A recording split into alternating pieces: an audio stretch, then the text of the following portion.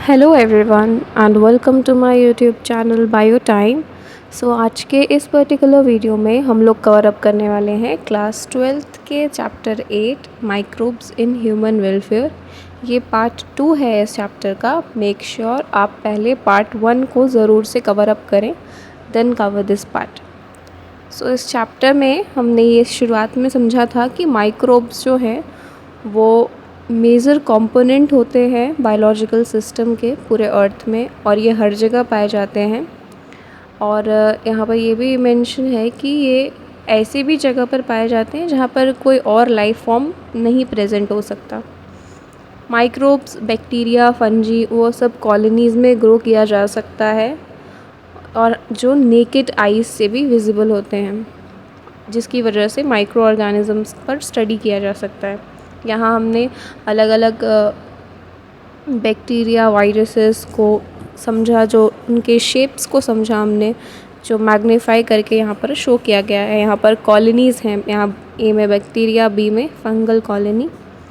इस चैप्टर का जो पहला टॉपिक था वो था microbes in house hold products.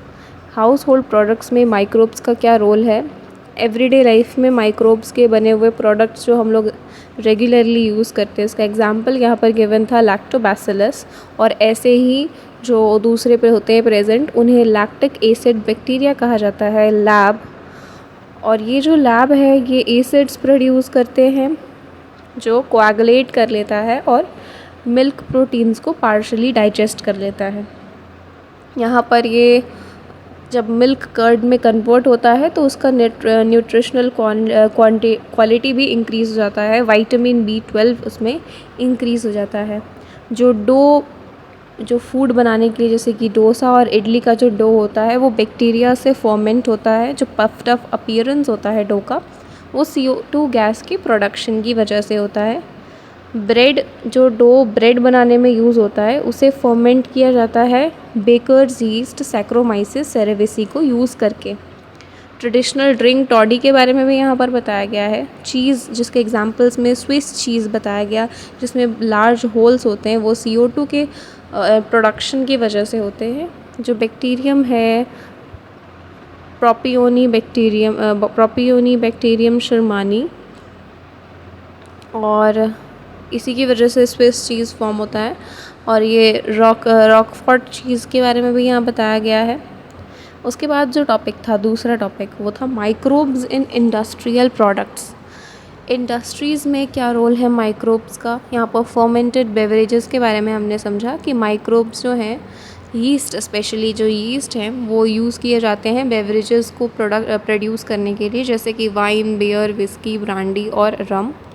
Same he yeast use किया जाता है जो ब्रेड मेकिंग में यूज़ किया जाता था, वहाँ पर बेकर्स यीस्ट बोला जाता था, यहाँ पर उसे ब्रीवर्स यीस्ट बोलेंगे, सैक्रोमाइसिस सेरेविसे को। और यहाँ पर यही बताया गया कि वाइन और बियर जो है वो बिना डिस्टिलेशन के प्रोसेस से बनता है, और विस्की, ब्रांडी और रम डिस्टिलेशन के प्रोसेस से बनता है, और वाइन, बियर विदाउट डिस्टिलेशन। जो आज हमें टॉपिक पढ़ना है वो है एंटीबायोटिक्स।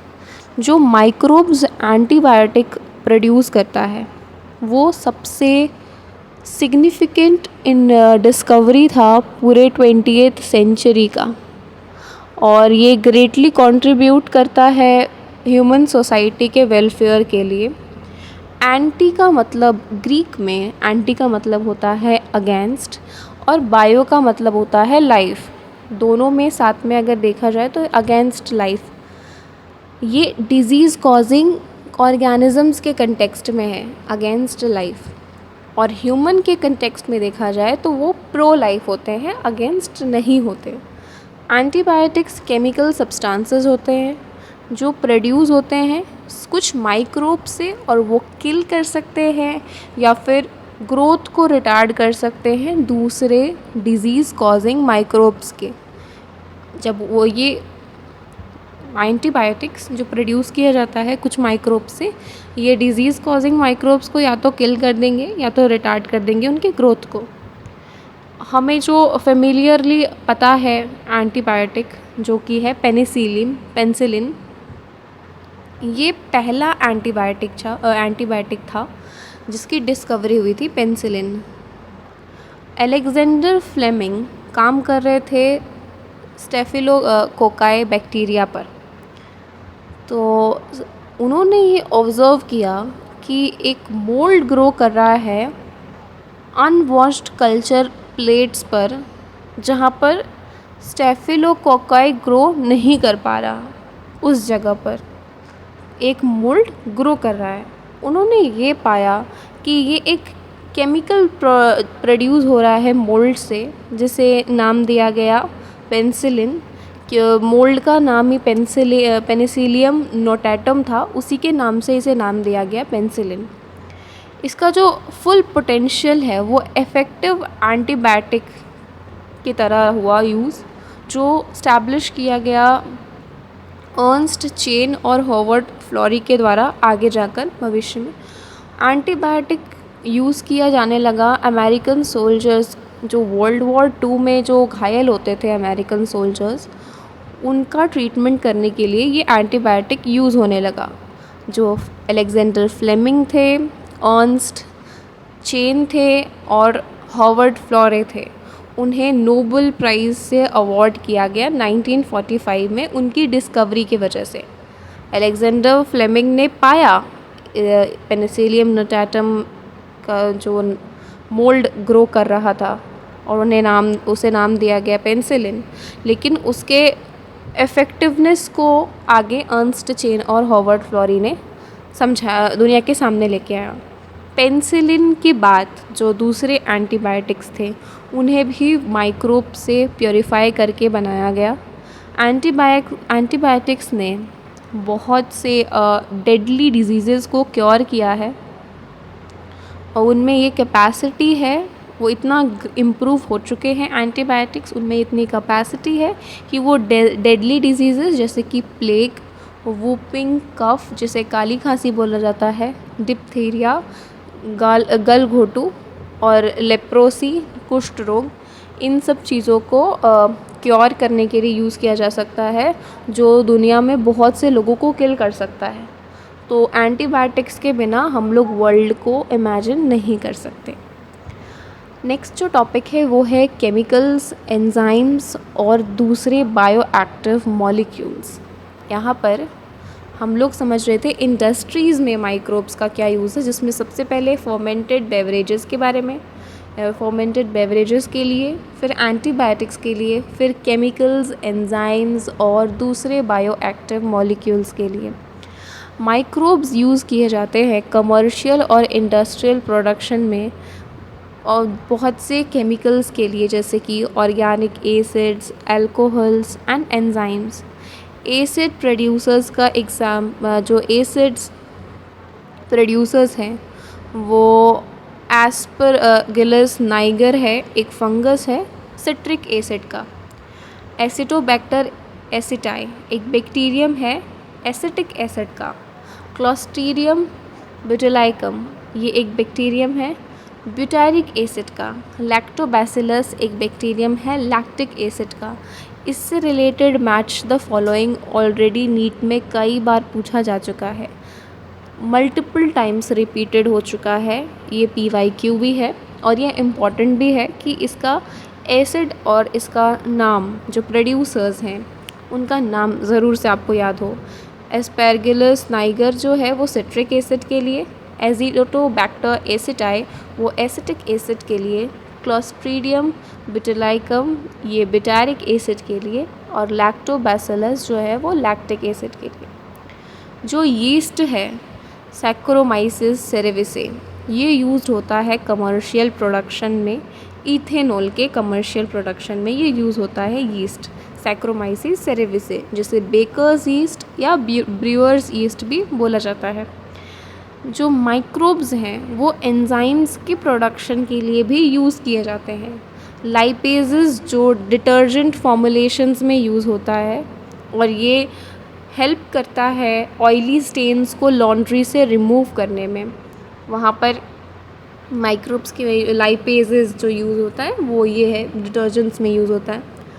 और ये नोटिस ज़रूर से किया होगा आप लोगों ने कि जो बॉटल्ड फ्रूट जूसेस होते हैं जो मार्केट से ख़रीदे जाते हैं, ये बॉटल्ड फ्रूट जूसेस ये ज़्यादा क्लियर नज़र आते हैं जो घर में बने होते हैं उनके कंपैरिजन में देखा जाए तो। ये इसलिए होता है क्योंकि जो बॉटल जूसेस हैं उन्हें क्लैरिफाई किया जाता है पेक्टिनेजेस और प्रोटीएजेस एंजाइम्स के हेल्प से। पेक्टिनेजेस और प्रोटीएजेस एंजाइम्स के हेल्प से इन बॉटल जूस को क्लैरिफाई किया जाता है। स्ट्रेप्टोकाइनेज जो है वो एक बैक्टीरियम से प्रोड्यूस होता है जिसका नाम है स्ट्रेप्टोकोकस, और ये मॉडिफाई किया जाता है जेनेटिक इंजीनियरिंग से और यूज़ किया जाता है क्लॉट बस्टर की तरह।